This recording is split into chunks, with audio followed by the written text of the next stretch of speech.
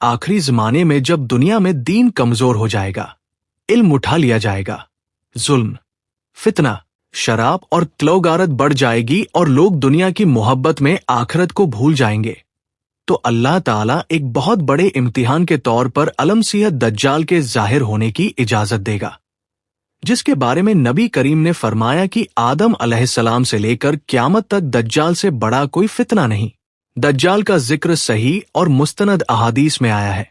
वो एक हकीकी इंसान होगा, उसकी एक आंख खराब होगी, वह काना होगा, उसकी पेशानी पर काखिर के हुरूफ लिखे होंगे जिन्हें हर मोमिन पढ़ सकेगा, चाहे वो पढ़ना जानता हो या न जानता हो।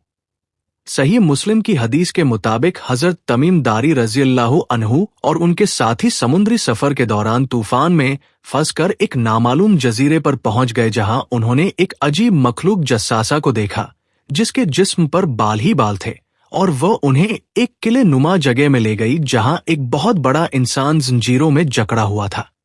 उसने उनसे दुनिया के हालात के बारे में सवाल किए, जैसे शाम की खजूरें, तबरिया झील और नबी आखिरुज़्ज़मान के ज़ुहूर के बारे में, और फिर उसने बताया कि वही दज्जाल है और जल्द उसे निकलने की इजाजत दी जाएगी।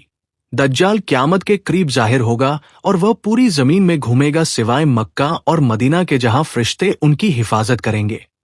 दज्जाल लोगों को धोखा देगा, खुद को खुदा कहेगा, आसमान को बारिश बरसाने का हुक्म देगा, जमीन को फसल उगाने का हुक्म देगा, जमीन से खजाने निकलवाने का दावा करेगा।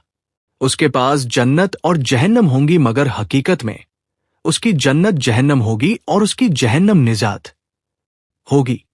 बहुत से लोग, खास तौर पर कमजोर ईमान वाले, उसके पीछे लग जाएंगे, मगर सच्चे मोमिन उसके फ़रेब को पहचान लेंगे। नबी करीम ने उम्मत को हिदायत दी कि सूरह अल कहफ की शुरुआती आयतें दज्जाल के फितने से हिफाजत है। जब दज्जाल का फितना अपनी इंतहा को पहुंच जाएगा और जमीन पर हालात बेहद सख्त हो जाएंगे, तो अल्लाह ताला के हुक्म से हजरत ईसा अलैहिस्सलाम आसमान से नाजिल होंगे।